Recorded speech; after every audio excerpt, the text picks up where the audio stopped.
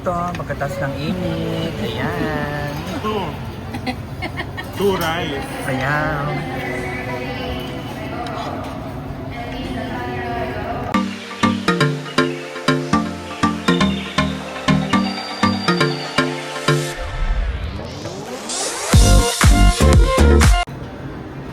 Hi guys! Welcome back to my channel! So for today's video, sasabihin namin sa inyo ang mga kailangan nyong malaman dito sa immigration dahil syempre lahat tayo nag-wonder kung ano mga pwedeng itanong sa mga travelers outside the country. Kaya bibigyan namin kayo ng tips and tricks at kung ano-ano mga tinanong sa amin sa immigration. Let's go! Hi Fra! So, anong experience mo sa immigration? Anong mga tanong sa'yo? Sa immigration, kinuha lang yung passport ko and yung boarding pass ko. Tapos ang question niya lang, kailan balik? Tapos anong trabaho ko? Anong position ko sa trabaho ko? Then tatak na. Yun lang, ganun lang kabilis. Yun lang? I think swerte ako sa immigration kasi third out of country ko ngayon. Yung first ko, sobrang kabado ako, ganyan-ganyan. Pero nasalba ako ng mga photos ko sa galleries ko, ng work ko. Yung second, ganun din, sobrang bilis. Tapos ngayon, sobrang bilis lang din. So, kapag may supporting documents naman, hindi na sila masyadong nagtatanong-tanong pa. At saka dapat chill ka lang, di ba? Yes. Kasi wala ka naman talagang ibang intention. Yes, parang 3 minutes, 4 minutes lang ako dun sa immigration, then tatak na. Very nice. Thank you so much. So, ayan, Net. Anong experience mo sa immigration? Una, kinuha yung passport ko, tapos yung boarding pass, tapos check. Tapos next, tinanong niya kung saan ako nagtatrabaho, binigay ko yung papel ko. Ay, no, hindi pala. Mali. Sinabi ko, UPLB ako, tapos kinuha niya yung papel ko na travel documents ang tawag, yellow sheet sa UPLB. Yeah. Kapag Travel document kapag government. Kapag government, kailangan meron kang travel authority. Yun. Yan. Tapos kung kailan ang balik ko, yun lang ang question. Tapos tatak na. Tatak na, go na! Yes, thank you so much. Amy, so anong mga tanong sa'yo sa immigration? Isa lang yung tanong sa akin, saan daw ako nag-work?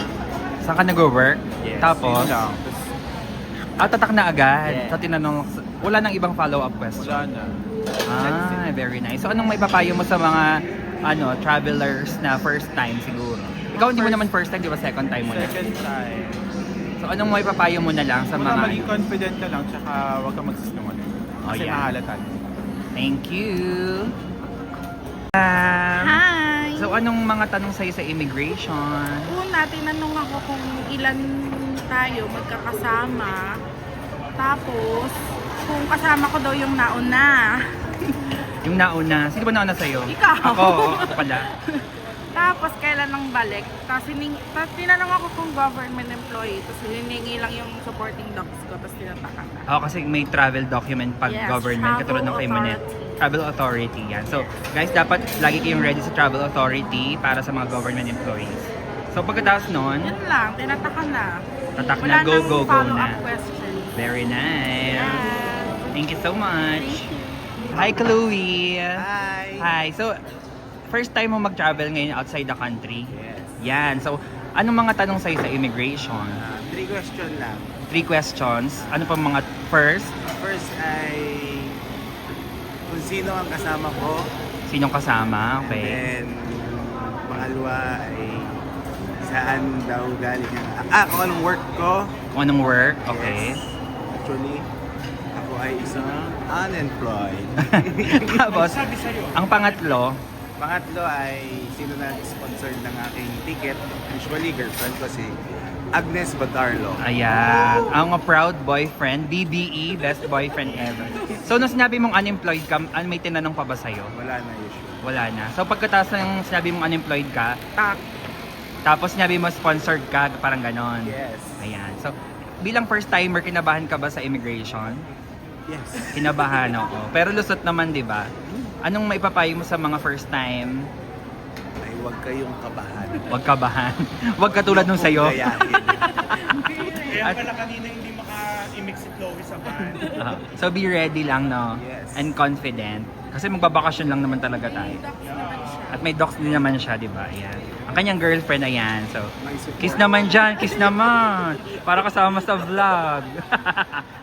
Thank you so much. Ang bunot for today. Ayan. So, anong mga tanong sa'yo sa immigration? Medyo madami yung tanong sa akin. Pero about lang naman sa work. About sa work, okay. Kung saan yung address ng work ko, kung ano yung work ko. Tapos medyo natagalan lang ako kasi gawa nung sa e-travel kasi hindi ko pa siya na-fill upan. Oh, so, anong may papayo mo sa mga So walang ngayon, i-travel? yung mga wala pang i-travel, i-accomplish nyo agad siya para hindi na kayo maano ng immigration. Oo, di ba? Kasi dapat within 72 hours nagawa na siya. Yes, yun yung sa akin kasi on the spot ko lang ginawa. Kaya medyo natagalan ako. Oh, so, ayan, natuto ka naman, di ba? Yes, So, ano tama. pang mga tanong sa'yo aside from work? Tapos kung sino daw yung mga kasama. Tapos ayun lang naman. Sino mga Pero kasama? mostly about sa work lang. Kung ano yung relation ko sa mga kasama ko, kung friends ba or kung ano basta ko. Relationship sa mga kasama. Yun. So, may hiningi ba sa yung documents aside from the passport and boarding pass? Yung ID lang, company ID. Company ID. Okay. So, meron pa bang ibang experience na naranasan mo? Or Wala na. same lang naman? Same lang din ng mga previous travel. Okay. Thank you so much, ate. Thank you. Thank you. Okay, mag-hi ka. Hello. Anong tanong sa'yo sa immigration kanina? Hindi niya ako nausap. Ang sa... Pagkakuha niya ng passport ko, tinatakan niya, tapos binigay niya. Okay na daw. Yun na yun. Ayun. Galit ata siya. Bilang isang jet setter, anong payo mo sa mga lumalabas ng Pinas sa immigration? Huwag silang matataranta. Okay? Ano lang, stay calm lang. Tapos sagutin lang ng honest yung mga tanong ng immigration officer. Eh bakit ba kailangan kalmado kapag nasa harap ng IO?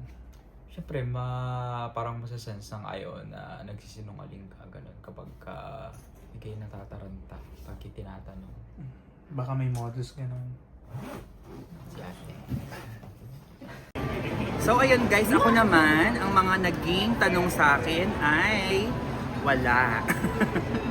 So sabi lang niya sa akin, sinenyas niya lang na yung passport and yung boarding pass. Inabot ko lang sa kanya. Then pinicturean na ako. After nun, tinataka na ako, walang naging tanong sa akin. So after tatak, fly na agad ako dun sa loob for x-ray. So walang tanong. Yan, ready na!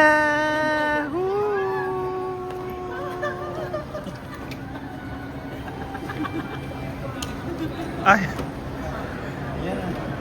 Sayaw na. So oo nga pala, meron pang isang kaganapan dahil after kong i-x-ray, dahil nga walang tanong sa akin, mabilis lang ako. May nag-approach sa akin, so parang random testing lang naman siya or random checking. Kung pwede daw i-second inspection yung gamit ko. So in-inspect lang yung bag ko, tapos yung hand carry ko. So yun lang, wala namang kailangan itago. So go, sabi ko, go po, sige po. Tingnan niyo po kung anong kailangan. Random lang yung ganon. Feeling ko random lang siya kasi doon sa linya na pinuntahan ko, ako lang naman yung pinuntahan niya. Okay. So yun, okay naman.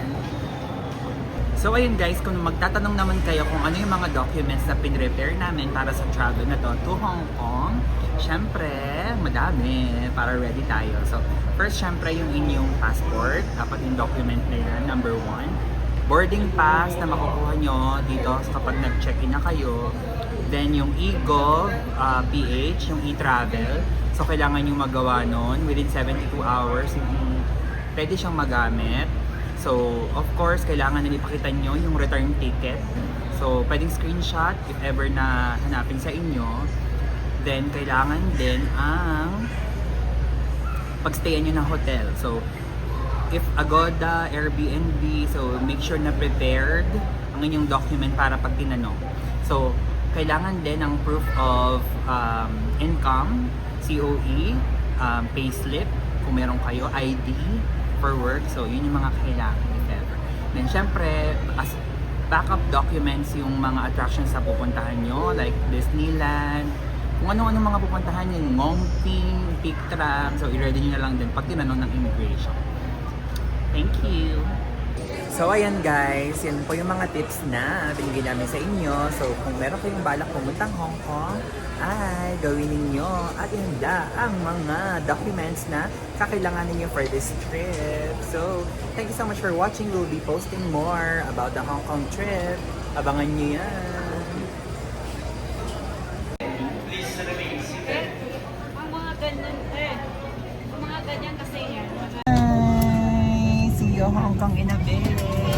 Hi guys!